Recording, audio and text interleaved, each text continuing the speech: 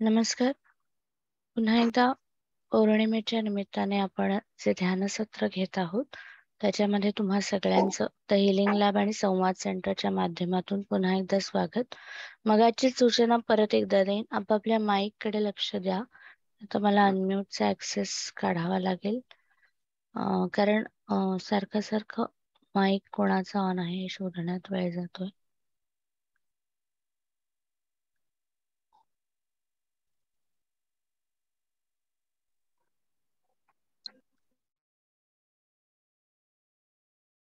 Okay, मी unmute करण्याचा access काढतेय तुमचा, so आता तुम्हाला अनम्यूट करता येणार नाही स्वतःला. सो काही असेल तर तुम्ही चॅटवर टाकू शकता.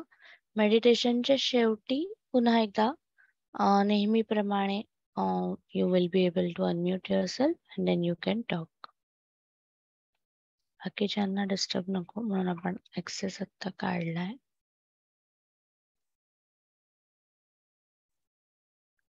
नाईस. सो पुन्हा एकदा मगाशी जसं म्हटलं की पौर्णिमा आणि दर अमावस्या याला आपण ध्यानसत्र घेत असतो. या ध्यानसत्रांमध्ये सगळ्यांचं मनापासून स्वागत. आणि आजचा जो विषय आहे श्रावण, अर्थात हा विषय आहे आपला. आणि श्रावण म्हटलं की श्रावणाच्या निमित्ताने काही घडणाऱ्या गोष्टी, त्याचा साधारण अगदी थोडक्यात अनुभव, पण अगदी लगेच 5-6 मिनिटात ध्यानाला सुरुवात करतोय. साधारण 20 ते 25 मिनिटांचं ध्यान असेल आणि त्याच्या आधी त्याच्याबद्दलची किंचित प्रस्तावना, असं याचं साधारणपणे स्वरूप आहे. थोडस श्रावण शब्दाविषयी आज बघूया. जे काही जण आता जॉईन होत आहेत त्यांचं पुन्हा एकदा आजच्या सत्रामध्ये स्वागत. आणि श्रावण पौर्णिमा किंवा श्रावण विशेष ध्यानसत्र असं आपण म्हटलं होतं. तर आधी मुळात श्रावण काय आहे, श्रावण कोण आहे आणि श्रावण शब्दाचा अर्थ काय, याच्या सुरुवात करूया. श्रावण शब्दामध्ये श्रवण असा एक शब्द लपलेला दिसून येतो. मुळात श्रावण हा मराठी आपण किंवा भारतीय महिन्यांमध्ये किंवा चैत्र वैशाख असे जे 12 महिने बघतो त्याच्यामध्ये श्रावण भाद्रपद असे महिने येतात. म्हणजे ज्यांना भारतीय महिने माहिती नसतील त्यांच्यासाठी हे वाक्य होतं. सो असं जेव्हा महिने येतात तेव्हा भारतीय महिन्यांची खासियत अशी की चंद्र आणि चंद्राच्या कला किंवा चंद्र आणि नक्षत्र. सो पौर्णिमेला कुठल्या नक्षत्रामध्ये हा चंद्र आहे याच्यावर साधारणतः त्या महिन्यांची नावं ठरतात असं म्हणायला हरकत नाही. आणि तर तसं पौर्णिमेला श्रवण नक्षत्रामध्ये चंद्र असल्यामुळे, प्राबल्याने श्रवण नक्षत्र असल्यामुळे त्याला श्रावण पौर्णिमा असं म्हटलं जातं. जेव्हा कृत्तिका नक्षत्र येईल तेव्हा अर्थात कार्तिक महिना येईल. सो तसं श्रावण महिन्यामधलं पहिलं महत्वाचं येतं की त्या नक्षत्राचं महत्व. मग श्रवण नक्षत्र काय सांगतं, किंवा काही ठिकाणी श्रावण असं सुद्धा म्हटलं जातं. तर श्रावण नक्षत्र काय सांगतं किंवा श्रवण नक्षत्र काय सांगतं, तर श्रावण नक्षत्राची खासियत अशी म्हणजे कॉस्मिक त्याचा अर्थ असा की रिसेप्टिबिलिटी किंवा एखादी गोष्ट रिसीव्ह करणं, एखादी गोष्ट आत्मसात करणं, एखादी गोष्ट ऑब्झर्व करणं, अशा प्रकारचे जे स्पंदन, अशा प्रकारच्या ज्या व्हायब्रेशन्स लागतात, या सगळ्या व्हायब्रेशन्स या नक्षत्राच्या निमित्ताने दिसून येतात. म्हणजेच आता त्याला जोडून त्याच्या आधीचा थोडासा मागोवा घेऊया की श्रावण आणि श्रवण हे शब्दांचा आपण जो अर्थ बघतोय तो आणखी छान कळेल. श्रावण कुठल्या महिन्यात म्हणजे चातुर्मास असं म्हटलं जातं आणि ज्याची सुरुवात आपण साधारणतः या महिन्यापासून करतो. थोडेसे आधीच करतात काही जण. तर चातुर्मासाची जी संकल्पना आहे त्याला देवशयनी एकादशी अशी दुसरी एक संकल्पना जोडलेली आहे. मग देवशयनी एकादशी म्हणजे काय, की ज्या एकादशी पासून देव शयन अवस्थेमध्ये जातात. जागृती, सुषुप्ती आणि स्वप्न अशा आपण 3 अवस्था बघतो. तर त्यातली शयन अवस्था म्हणजे निद्रा किंवा झोपणं नाही, झोप ही फारच भौतिक शब्द झाला.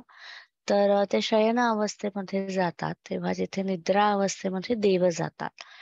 मग देव काय आहे संकल्पना? आपण एकात एक असा शब्द बघतो. श्रावणामधून आपण नक्षत्र ही संकल्पना बघितली.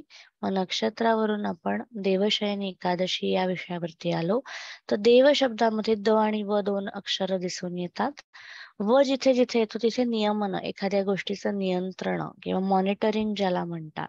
आणि द देणारा. सो कोणीतरी देणारा आहे आणि जे जे दिलं जातं त्याचं नियमन करणारी अशी जी एक यंत्रणा आहे, अशी जी एक सिस्टीम आहे, की जे जे म्हणून पृथ्वीवरती दिलं जातंय त्याचं नियंत्रण, त्याचं कंट्रोल कंट्रोल करणं, त्याचं मॉनिटरिंग हे ज्या एका डिपार्टमेंटच्या हातात आहे, ते सगळी यंत्रणा म्हणजे देव असं म्हणता येईल. मग काय काय देतात? अगदी सोपं जन्म दिला जातो. कोणी देव माना नका मानू, शक्ती म्हणा कुठली किंवा कुठली एनर्जी म्हणा, डिवाइन एनर्जी म्हणा, कॉस्मॉस म्हणा, जे काही तुम्ही त्याला म्हणत असाल, देव ही त्यातलीच एक संकल्पना. सो जन्म दिला जातो आणि तो दिला असला तरी त्याचं एक कंट्रोलिंग पॉइंट, त्याचा एक रिमोट कंट्रोल ज्याच्या हातात आहे, अशी एक शक्ती, त्याला सामान्यपणे आपण देव म्हणतो. सो देवशयनी अशा शक्ती जगातल्या, विश्वामधल्या, युनिव्हर्स मधल्या, कॉस्मॉस मधल्या अशा सर्व शक्ती जेव्हा निद्राधीन असतात, जेव्हा शयनामध्ये जातात, तो काळ म्हणजे चातुर्मासाचा काळ. मग देवशयनी आहेत म्हणजे काय आहे, की साधारणपणे ज्याला आपण अ, भौतिक विषय म्हणतो, त्या सगळ्या विषयांसाठी हा काळ योग्य नाही आणि त्याच्या ऐवजी असं काहीतरी तुम्ही करा, की जिथे संपूर्ण निद्रावस्थामध्ये आपण सामान्यपणे जे म्हणतो, की आपण झोपतो 7-8 तास तेव्हा काय होतं, साधी आपल्यासारख्या सामान्य माणसाची 7-8 तासाची झोप त्याच्यात काय होतं, तर एक चार्जिंग होतं, मनाचं चार्जिंग होतं, विचारांचं, आपल्या एनर्जीचं, ऊर्जेचं आणि दुसऱ्या दिवशी जेव्हा आपण उठतो तेव्हा आपण एकदम फ्रेश असतो. नवीन दिवसाची सुरुवात करायला रेडी असतो, तयार असतो. So that readiness is there. तसं काहीतरी विश्वाचं होत असेल असा विचार करा, की देवशयनी आहेत, ही शक्ती, ही यंत्रणा, ही सिस्टीम निद्राधीन आहे, शयनगृहामध्ये आहे. याचा अर्थ खूप मोठं चार्जिंग होतंय, खूप मोठ्या प्रमाणात एनर्जी रिसायकल होतेय, खूप मोठ्या प्रमाणात ट्रान्सफॉर्मेशनची संधी चालून आली आहे. खूप मोठ्या प्रमाणामध्ये कॉस्मॉस असं म्हणतंय, की आत्ताची जी स्पंदनं आहेत, ज्याच्यामध्ये हे जे आपण नक्षत्र मगाशी बघितलं, सो हे जे श्रावण नक्षत्र आहे आणि हे जे विश्वामधली स्पंदनं आहेत, ती काहीतरी मोठं काहीतरी घडवू शकतात. अशा अवस्थेमध्ये अख्खं विश्व आहे, अख्खं युनिव्हर्स आहे, की या काळात तुम्ही काहीतरी जे जे चांगलं कराल, जे जे सकारात्मक कराल, तर त्याच्यातनं काहीतरी विधायक घडेल, काहीतरी ट्रान्सफॉर्मेशन असं काहीतरी घडेल. याचे उल्लेख येतात, याचे शास्त्रांमध्ये उल्लेख येतात. ते थोडेसे बघूया आणि मग मेडिटेशनकडे जाऊया. दुसरा श्रवण असं आपण बघतोय. श्रवण म्हणजे श्रवणेंद्रिय किंवा ऐकणं किंवा पंच ज्ञानेंद्रियांमधलं श्रवण हे कार्य. मग श्रवण म्हणजे काय झालं? नवविधा भक्तीमध्ये श्रवण भक्ती असा पहिली पायरी येते. तर श्रवण भक्ती येते महत्वाची. किंवा अथर्व शीर्षाची सुरुवात ओम भद्रं कर्णेभिः शृणुयाम देवाः. सो भद्रम कर्णेभिः, कर्ण या अवस्थेपासून होते. श्रवण या कृतीपासून अथर्व शीर्षाची सुरुवात होते. मग हे सगळं काय आहे? श्रवणाला एवढं अनन्यसाधारण महत्व का सांगितलेलं आहे? तर शास्त्र असं म्हणतात, विविध शास्त्रांमध्ये, ग्रंथांमध्ये काही उल्लेख आपण पटकन बघूया. असं म्हटलेलं आहे, की श्रवणाने बरंच काही तुम्हाला साध्य होईल. तुम्हाला श्रवण जमलं म्हणजे ऐकणं आणि श्रवण करणं याच्यामध्ये तफावत आहे. आपण श्रोता असा शब्द वापरतो. तर ऐकणं आणि श्रवण करणं किंवा हिअर अँड लिसन असं आपण म्हटलं जातं. सो याच्यामध्ये फरक आहे.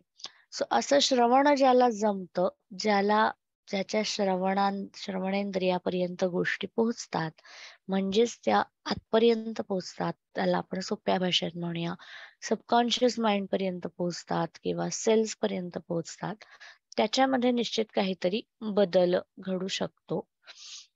मग हे सगळं करण्यासाठी श्रावण महिना, संस्कृती, भारतीय संस्कृती यांनी काही सोय केली होती का? निश्चित केली होती. पुन्हा एकदा भारतीय संस्कृती एक नॉकआउट परफॉर्मन्स देते जेव्हा श्रवण आणि श्रावण हा विषय येतो, की जास्तीत जास्त श्रवण या महिन्यामध्ये घडावं अशी सिस्टीम संस्कृतीने निर्माण केलेली आहे. आपण त्याच्यातली किती पाळतोय, किती नाही हा वैयक्तिक विषय आहे. पण संस्कृतीमध्ये याची सोय मूलभूत घडवून दिली होती किंवा घालून दिली होती. त्याचा थोडासा मागोवा घेऊया. या संपूर्ण श्रावण महिन्यामध्ये अधिकाधिक श्रवण घडावं, नित्य श्रवण घडावं. मग सोमवार असेल, मंगळवारी मंगळागौर आहे, सोमवारी काय श्रावणी सोमवार आहे, शनिवारी श्रावणी शनिवार येतो, शुक्रवारी अजून काहीतरी श्रावणी शुक्रवार येतो. अशा विविध गोष्टींमधून ज्याला आपण कहाण्या असं म्हटलं जातं. पूर्वीच्या काळी कहाण्या ही एक पद्धत होती. मुद्दामच पूर्वीच्या काळी म्हटलं कारण ती फारशी प्रचलित आहे का नाही हा थोडासा संशोधनाचा विषय आहे. आजही अनेक घरांमध्ये कहाण्या वाचल्या जातात. तर किती सुंदर संकल्पना आहे आणि पुन्हा एकदा भारतीय संस्कृती आपल्याला आश्चर्यचकित करून टाकते, की हे श्रवण घडावं आणि हे बाय डिफॉल्ट घडावं. त्याच्यासाठी वेगळा वेळ द्यायला लागू नये. म्हणजे घरातली एक गृहिणी फक्त ती कहाणी किंवा जी काही पूजा अर्चा असेल ती करत असेल आणि ती कहाणी वाचली जात असेल आणि तिच्या मुखातून प्रकट होणारी ती कहाणी म्हणजे एक प्रकारे सरस्वती शब्द आहेत, सरस्वती आहे आणि वाचणारी घरातली गृहिणी म्हणजे लक्ष्मी आहे.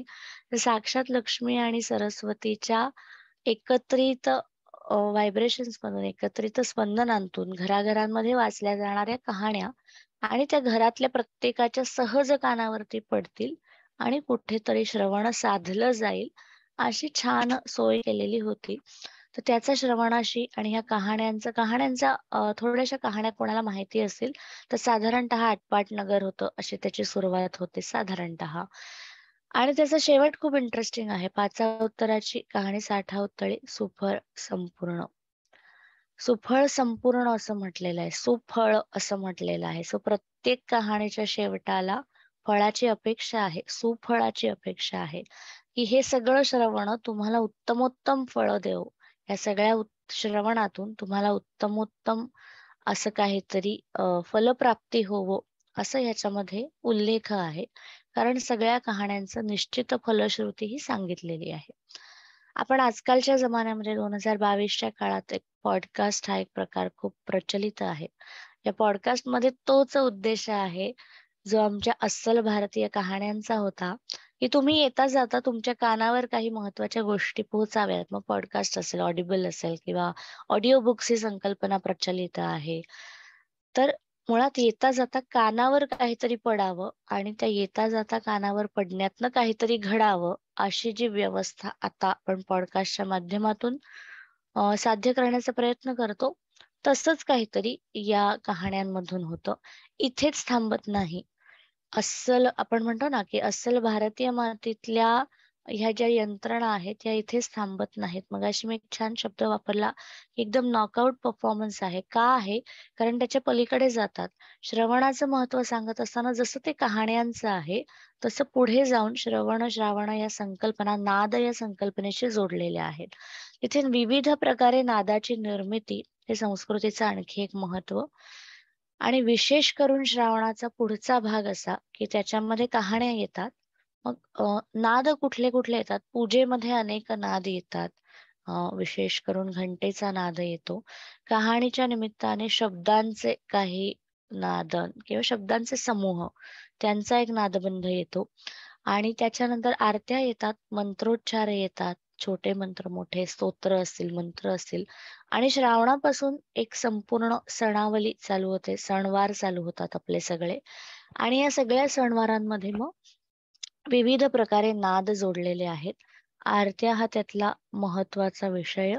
सो अशी सगळी छान यंत्रणा आहे. तर आपण नक्षत्रापासून सुरुवात केली. नक्षत्रानुसार महिना, ज्या नक्षत्रात चंद्र त्यानुसार महिना आणि त्याचा दुसरा अर्थ श्रावणाचा आपण बघितला. हे दोन महत्वाचे अर्थ लक्षात ठेवत असताना काही संदर्भ बघूया त्याचे शास्त्रामधले आणि मग मेडिटेशन त्याच्यावर आधारित मेडिटेशन किंवा ध्यानाकडे जाऊया. सो श्रावण महिन्यामध्ये काय असतं निसर्गामध्ये काय असतं जे जे पिंडी ते ते ब्रह्मांडी असं आपण जेव्हा म्हणतो तर त्याचं उलट की जे जे ब्रह्मांडात ते ते पिंडात आहे किंवा ब्रह्म आणि सृष्टी ज्या कुठल्या घटकांनी बनलेली आहे ते सगळं माझ्यामध्ये निर्माण करण्याची ताकद त्या काळाची किंवा त्या महिन्याची किंवा त्या स्पंदनांची आहे. मग काय आहे श्रावणामध्ये साधारणपणे श्रावण म्हटलं की काय आठवतं? निसर्ग किंवा पाऊस असेल, जलतत्व असेल किंवा मुबलक प्रमाणामध्ये उपलब्ध असलेलं निसर्गातलं पृथ्वी तत्व असेल.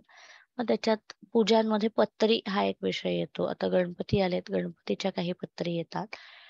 असे सगळे विषय येतात. तर एकंदरीत श्रावण म्हणजे निसर्गाचं जेव्हा कायापलट होतो, निसर्ग त्याचं रूप जेव्हा पलटतो आणि एका विविध अंगाने नटून-थटून येतो. त्याचा स्थायी रंग बघितला तर हिरवा रंग ह्याचा श्रावणाशी घनिष्ठ संबंध आहे. सो हा जो हिरवा रंग आहे आणि त्या हिरव्या रंगाची विविध छटा, विविध रूप.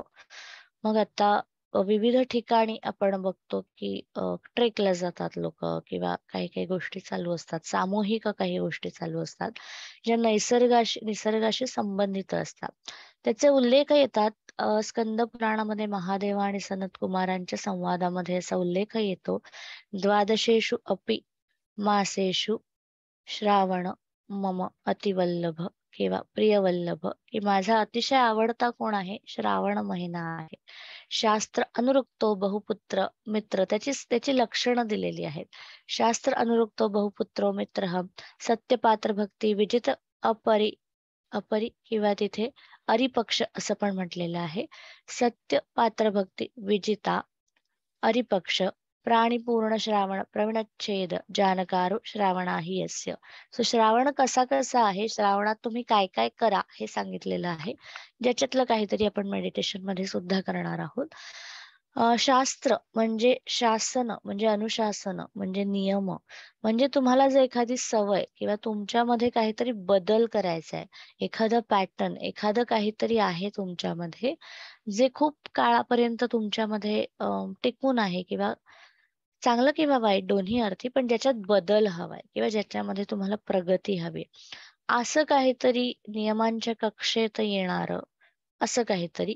दुसरा अर्थ शास्त्र म्हणजे विविध शास्त्रांचं अभिवाचन, वाचन, अभ्यास, व्यासंग असं काहीतरी करा. शास्त्र अनुरुक्तो बहुपुत्र मित्र. बहुपुत्र मित्र म्हणजे सगळा आपला गोतावळा, आपले सगळे नातेवाईक, आपले सगळे मित्रपरिवार, नातेवाईक. मग पहिली राखी पौर्णिमा येते. छोटे-छोटे सण येतात. नागपंचमी येते किंवा श्रावणी शुक्रवार, श्रावणी शनिवार असे काही मुलांच्या संदर्भातले सणवार येतात. सो या सगळ्यांभोवती राहा, या सगळ्यांना वेळ द्या, या सगळ्यांमधली स्पंदनं अनुभवा आणि या सगळ्यांची जी एनर्जी आहे, ऊर्जा आहे ती अनुभवा. असा हा काळ. सत्यपात्र भक्ती विजिता अरिपक्ष, जिथे शत्रू पक्ष सुद्धा मोडून पडेल किंवा शत्रू म्हणजे निगेटिव्ह शक्ती, नकारात्मक ऊर्जा तुमच्यापासून आपोआप लांब होतील आणि एक एक सणावाराच्या निमित्ताने एक एक उत्साह निर्माण होईल असं काहीतरी. आणि मग विजित म्हणजे जिंकणं, विजेता हा शब्द ज्याच्यावरनं आला, विजयालक्ष्मी. आत्ताच आपण श्री सूक्तात बघितलं. सो सगळं काही तुम्हाला वश आहे, असं सगळं काही तुम्हाला विजय प्राप्त होत आहे, अशा प्रकारची परिस्थिती कॉस्मॉसमध्ये किंवा आपण ज्याला युनिव्हर्समध्ये म्हणतो. सत्यपात्र भक्ती, की जिथे सतचा उगम होईल, जिथे सत जे आहे निर्माण होईल. कारण निसर्गातली फार मोठी निर्मिती आहे श्रावणामध्ये. ऊन पावसाचा खेळ आहे. सो आणि एक मगाशी जसं बघितलं की विविध प्रकारे हिरवा रंग, विविध प्रकारे फुलं, फळं असं बहरणारा असा काहीतरी काळ आहे. प्राणी पूर्ण श्रावण प्रवीणच्छेद, सर्व प्रकारचे प्राणी मात्र जिथे पूर्णत्वाला जातात, जिथे पूर्णत्वाचा अनुभव घेतात, असा काहीतरी जन्मकाले श्रावणाम, जन्मकाल म्हटलेला आहे. सो अनेक गोष्टींचा उगम काळ आहे. सो आपण आता मेडिटेशनच्या विषयामध्ये ठरवायचंय की आपल्याला कसला उगम अपेक्षित आहे, हे आपलं आपण ठरवू शकतो की काय तुम्हाला असं निर्माण करायचंय किंवा दुसरा विषयही आपण घेऊ शकतो. काही विषय सांगते, इथे कळतील आणि कळायला सोपे जातील. तर काय आपल्याला बदल करायचा आहे हा आपण विषय घेऊ शकतो. दुसरा चाणक्य नीतीमध्ये एक महत्वाचा श्लोक येतो, श्रुत्वा धर्मं विजानाति, की श्रवणाने काय काय होतं, श्रवण केल्याने काय काय साध्य होतं, ते तुम्ही विचार करू शकता. श्रुत्वा धर्मं विजानाति, विजानाति म्हणजे ज्ञान शब्द ज्याच्यातून आला, की धर्माचं आकलन होतं. धर्म म्हणजे चांगल्या गोष्टींचं आकलन होतं. श्रुत्वा त्यजति दुर्मतीम, काहीतरी आपल्यातले जे काहीतरी नकारात्मक विचार आहेत ते निघून जातात. श्रुत्वा ज्ञानम आपनोती, ज्ञानाची प्राप्ती होते. आणि श्रुत्वा मोक्षमम आपनुयात, म्हणजे मोक्षाची प्राप्ती होते. मोक्षाची म्हणजे या सगळ्या विविध पायऱ्यांची प्राप्ती होऊन अल्टिमेट त्याच्यातला जो आनंद आहे त्याच्यापर्यंत आपल्याला या गोष्टी घेऊन जातात. असं काहीतरी. सो असा श्रावण आणि अशा श्रावणातल्या पौर्णिमेच्या निमित्ताने आजचं ध्यान सत्र पुन्हा एकदा प्रक्रियात्मक ध्यान, प्रोसेस बेस्ड मेडिटेशन करणार आहोत, की जे शीघ्र असतं, जे क्विक असतं आणि त्या कहाणीसारखं ते छोटस असतं, पण त्या कहाणीची फळं ही सहस्रावधी द्विगुणित करणारी, त्रिगुणित करणारी अशी सगळी असतात. सो तसं काहीतरी एका छोट्या मेडिटेशनचा आपण आता आनंद घेऊया. त्याच्या आधी आपल्या येणाऱ्या कार्यशाळेबद्दल अगदी एका मिनिटामध्ये माहिती. श्रावण महिना आहे आणि त्याला जोडून पुढचा भाद्रपद येतो. भद्रम कर्णेभिः शृणुयाम देवाः, मगाशीच उल्लेख केला. सो जिथे जिथे भद्र घडणं अपेक्षित आहे. भद्र म्हणजे काय? चांगल्याच्या पलीकडची अवस्था. आता ऐकणं आणि श्रवण याच्यात जसं तफावत आहे किंवा श्रोता हा शब्द मगाशी, ऐकणारा आणि श्रोता यांच्यामध्ये फरक आहे. तसं चांगलं आणि भद्र याच्यामध्ये फरक आहे. सो भद्रामध्ये भ शब्द येतो, भक्ती मध्ये जो शब्द येतो, भजन मध्ये जो शब्द येतो आणि भूक मध्ये जो शब्द येतो. सो ज्याच्यामध्ये उर्मी आहे, ज्याच्यामध्ये एक अर्ज आहे काहीतरी विधायक घडवण्याची, काहीतरी ऋत सत्य असं काहीतरीला धरून घडवण्याची, त्याला भद्र करणं म्हटलेलं आहे. आणि भाद्रपद, पद शब्दाचे अनेक अर्थ आहेत. पद शब्द मंत्रशास्त्रात पद येतात, स्तोत्रांमध्ये, आरत्यांमध्ये पद येतात, गाण्यामध्ये येतात. किंवा पद म्हणजे पदन्यास, पावलं. आपलं पाऊल म्हणजे आपली कृती. पाऊल काय दर्शवतं? तर असं काहीतरी की जिथे चांगल्या कृतीची निर्मिती आहे, जिथे चांगल्या पदांची म्हणजे चांगल्या मंत्रोच्चारांची निर्मिती आहे. आणि मगाशी जे मग बघितलं की जे करून आपण आपल्या आवर्तनामध्ये काहीतरी परिणाम घडवणार आहोत, असं काहीतरी जिथे साध्य जातं, तो भाद्रपद महिना. आणि त्या भाद्रपद महिन्याच्या निमित्ताने आपण अथर्व शीर्ष कार्यशाळा घेणार आहोत. शीर्ष कार्यशाळेचा विषय वेगळा आहे, अतिशय वेगळा आहे. म्हणजे मंत्र, त्यातलं भद्र काय काय आहे, किंवा सूत्राज ऑफ सेल्फ डिस्कव्हरी असं त्याला म्हटलेलं आहे, की स्वतः मधल्या चांगल्या गोष्टींचा शोध. त्याचा एक डेमो म्हणण्यापेक्षा एक माहितीपर व्हिडिओ आहे. काही व्हिडिओ मी टाकेन तुम्हाला ऐकायला. 16 ऑगस्ट पासून ही कार्यशाळा चालू होतीये आणि त्याच्यामध्ये गणेश विद्या हा महत्वाचा विषय आपण हाताळणार आहोत. गणपती हे तत्व, गणतत्व म्हणजे काय? आपल्याला जो आपल्या घरांमध्ये गणपती माहिती आहे तो वैदिक गणपती, त्याला आपण मायथॉलॉजी म्हणतो. त्याच्या पलीकडे गणतत्व म्हणजे काय? गणेश विद्या म्हणजे काय? गणदेवता म्हणजे मुळामध्ये काय? याचा उहापोह.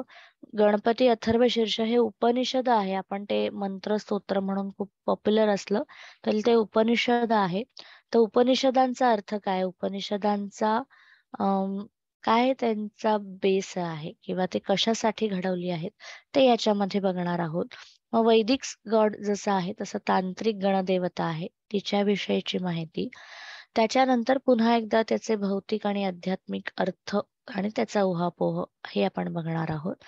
आणि सगळ्यात महत्वाचं 14 विद्या 64 कला यांची गणदेवता, यांचा हा भाद्रपद महिना आणि त्याच्या आधीचा हा श्रावण महिना हा सगळ्यात महत्वाचं स्वतः मधल्या गुणांविषयी सांगतो. सगळ्यात महत्वाचं गुणेशु गणेशु असं म्हटलं जातं. देवा तूची गणेशु, आणि तिथे गुणेशु हा शब्द येतो. सो आपल्यामधले गुण, टॅलेंट, स्किल यांचा अधिपती, त्यांची प्राणप्रतिष्ठा आपण वर्षातनं एकदा करतो. वरवर दिसायला ती मूर्तीची प्राणप्रतिष्ठा आहे, पण त्या मूर्ती पलीकडे माझ्यामधल्या सूत्राज ऑफ सेल्फ डिस्कव्हरी म्हटलंय. सो माझ्यामध्ये गणना करण्याजोगं काय काय आहे? गण म्हणजे काउंटिंग. सगळ्यात महत्वाचा गण शब्दाचे अनेक अर्थ आपण अथर्व शीर्ष कार्यशाळेत बघणार आहोत. महत्वाचा अर्थ काउंटिंग. सो माझ्या मते ज्याची मोजदाद करावी असं काय काय आहे, कुठली कुठली स्किल्स आहेत, कुठली तत्व आहेत, काय काय 7 चक्र आहेत, 3 गुण आहेत, त्रिगुणात्मक असा माझा देह आहे. उजवी डावी सूर्य चंद्र नाडी 2 नाड्या आहेत किंवा 3 नाड्या आहेत, सुषुम्ना येते. मग असं सगळ्याची मोजदाद, की माझं शरीर कशा कशाने बनलंय आणि माझं भौतिक जग कशा कशाने बनलंय, या सगळ्यांची मोजदाद हा महत्वाचा गण या शब्दाचा अर्थ आहे. संगणक, गणकयंत्र असे शब्द ऐकले असतील. So it talks about counting. So स्वतःमधल्या या गोष्टींचं काउंटिंग करणं, त्याचा एकदा ऑडिट करणं त्याचं वर्षातलं. आणि ते काउंटिंग करत असताना काय वाढवायचंय, काय आता कमी करायचंय, काय थोडंसं चालेल सोडून दिलेलं, अशा सगळा विषय गणपती अथर्वशीर्ष या कार्यशाळेचा येतो. त्यातलाच सहस्रावर्तन हा पुढचा भाग, की ते आवर्तनामध्ये कसं येईल, अशा सगळ्या अनुषंगाने ही कार्यशाळा आपण घेणार आहोत. खूप वेगळी आहे, अतिशय वेगळी कार्यशाळा आहे. त्याच्यात उच्चारण शिकणारच आहोत, पण त्याच्या पलीकडे हे काही विषय आहे. आजच्या ध्यान साधनेकडे वळूया. जिथे कुठे आहात डोळे मिटून घ्या. श्वासाची जाणीव. मगाशी म्हटल्याप्रमाणे श्रावणातल्या अनेकविध गोष्टींवरती आधारभूत अशी ध्यानात्मक प्रक्रिया, साधारण 15 मिनिटाची प्रक्रिया असेल. डोळे मिटून श्वासाची जाणीव.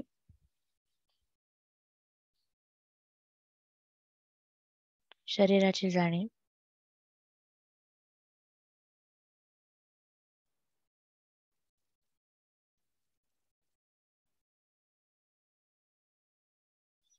पायापासून डोक्यापर्यंत संपूर्ण शरीरभर सहज श्वास फिरतो.